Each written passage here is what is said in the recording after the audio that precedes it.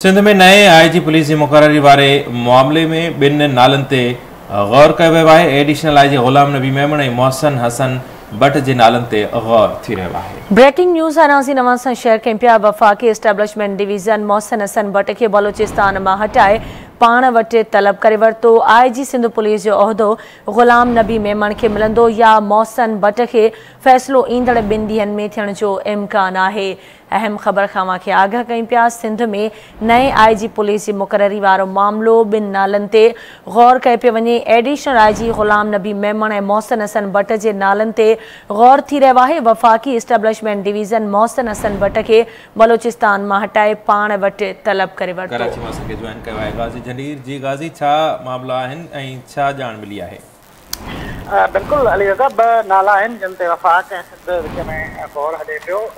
ग़ुलाम नबी मेमण वधीक सगारो उम्मीदवार आहे आईजी सिंध पुलिस जे उहिदे जे लाइ। हू एडिशनल आईजी कराची पुलिस जे उहिदे ते हींअर क़ाइमु आहे ऐं 3हें ग्रेड जो ऑफिसर आहे। शुरुआती तौर ते सिंध सरकार जी जे वॾे वज़ीर सैयद मुराद अली शाह जी रिकमेंडेशन हुई त ग़ुलाम नबी मेमण खे आईजी पुलिस मुक़ररु कयो वञे, छाकाणि त हुन पहिरियां कराची पुलिस चीफ तौरु बहितर डिलीवर कयो आहे। सिंध सतह ते सुठे ऑफिसर जी ज़रूरत आहे सिंध सरकार खे। इन सां गॾोगॾु ॿियो जेको उम्मीदवार आहे आईजी सिंध पुलिस जे उहिदे जो उहो आहे मोहसिन हसन भट्ट, जेको इन खां अॻु PPO बलोचिस्तान यानी कि बलोचिस्तान जो आईजी लॻल हुयो, उनखे खान गुज़िरियल दिहाड़े एस्टेब्लिशमेंट डिवीज़न में रिपोर्ट करायो वियो आहे इस्लामाबाद में।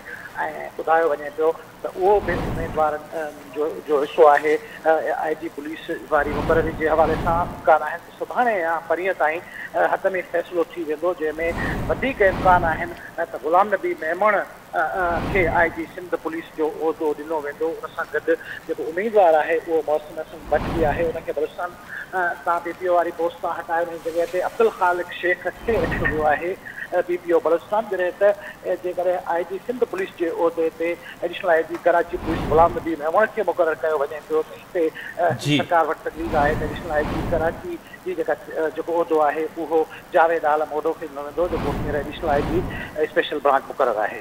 जी अच्छा गाज़ी, ही जेके 2 नाला साम्हूं आया आहिनि जिन ते गौर कयो पियो वञे, इन्हनि मां जेके 2 अमलदार आहिनि इन्हनि जो स्केल कहिड़ो आहे या सीनियरिटी जे हिसाब सां इन 2 नालनि मां वधीक सीनियर केरु आहे?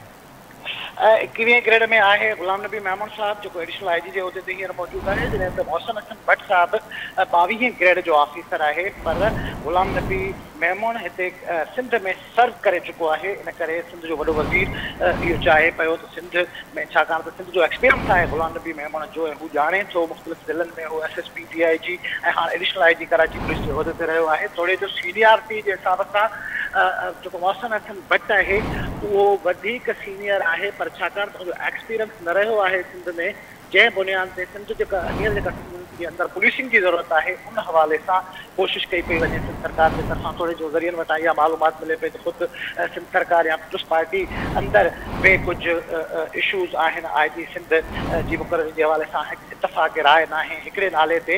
पर वफ़ाक़ी सरकार जे तरफ़ां इहो सिंध सरकार खे इशारो मिलियल आहे त हू जेको आईजी चाहींदा, जेको सूबे अंदरि जॾहिं खां वठी एडिशनल आईजी मुक़ररु कयो वियो आहे ग़ुलाम नबी मेमण खे, त कराची रेंज में उन्हनि जी कमांड कीअं रही आहे? तव्हांजो मुशाहिदो कीअं थो ॿुधाए? अली रज़ा, ग़ुलाम नबी मेमण सिंध पुलिस में सुठनि ऑफिसर्स में लेखियो वञे थो, जेको डिलीवर बि करे थो, उनखे पब्लिक डीलिंग जो ॾांहुं बि अचे थो ऐं उनजी जेका पब्लिक सां राब्तो आहे उहो बि सिधी रीत आहे। मुश्ताक महर साहब इन खां पहिरियां पाण वटि आईजी हुयो, हू सिंध सां तालुक़ु रखे पियो, शिकारपुर ज़िले सां तालुक़ु रखे पियो, पर हू पब्लिक डीलिंग सां तालुक़ु न रखंदड़ हुयो, हू मीडिया खां अवॉइड कंदो हुयो। इन करे हू परफॉर्म न करे सघियो ऐं उनखे नाअहली या बहितर परफॉर्म न करण जे बुनियाद ते हटायो वियो हो सरकार जे तरफ़ां। ठीक है, मुझी मेहरबानी गाज़ी जंडीर तफ़सील खां आगाह करण जे लाइ।